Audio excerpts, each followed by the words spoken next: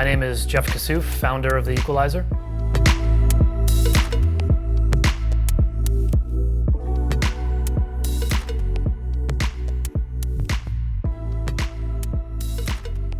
I started playing soccer at 6 years old, played it through the end of my college career. Always loved the sport, always followed it. Really started doing this in kind of the present day career stuff in college. WPS was beginning in the near future, and then decided I had an interest, two, there was no actual coverage happening in any kind of capacity. I mean, I know that we've got a long way to go still, but at that point there was really very, very little in terms of day-to-day coverage. So 2009 was the start date launch of The Equalizer.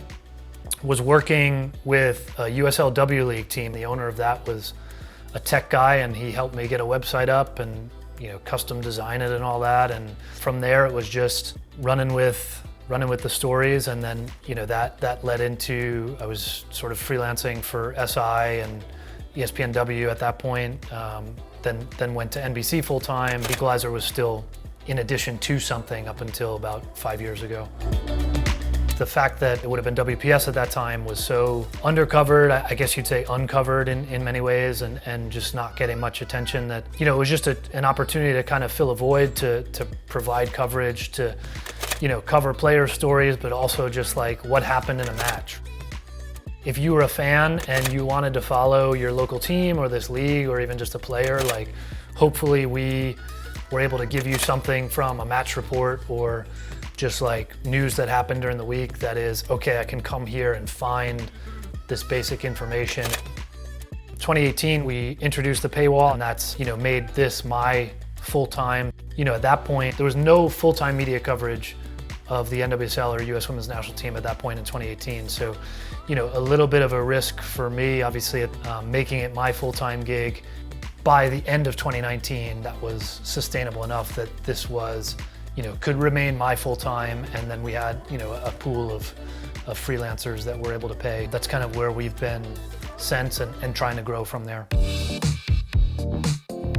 We are here today as an outlet because we've had dozens of people that are really talented come through and still have those folks. And it's nice to know that at a time maybe when other things didn't exist, that we could be an outlet for them to write. And that's evolved, and I'm thankful that that's evolved to the point where today, even somebody coming in at the starting point today in their career or with us, we can actually pay them now.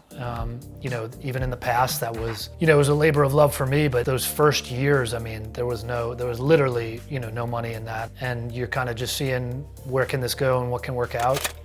Thankfully, there are more full-time people. There is some more attention at a mainstream level. Competition is good. There's a challenge to that, right? Have to be better, have to be looking for that unique angle, to the point of what is the context here? That is a guiding piece of my reporting is, what does this mean, right? There's big news happening. What does that mean? Why is it important?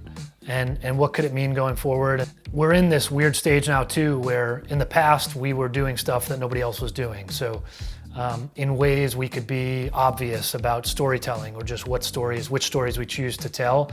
And now there are more people paying attention. There are more people telling those stories. So, if there's something that is so newsworthy that it commands our attention, well, we have to pay attention to that. But can we leverage our experience? Some of these veteran players now who have been here for 10 plus years, I personally covered or spoke with, in those stages when on that field, when there was, 500 people in the stands, and we said something at that one time. And I'd like to think that in a story that some of that context can come through, and that's part of that storytelling that hopefully brings, we're still only scratching the surface to some degree, but hopefully brings a reader or a fan behind the scenes on, how things operate beyond the 90 minutes that they're watching.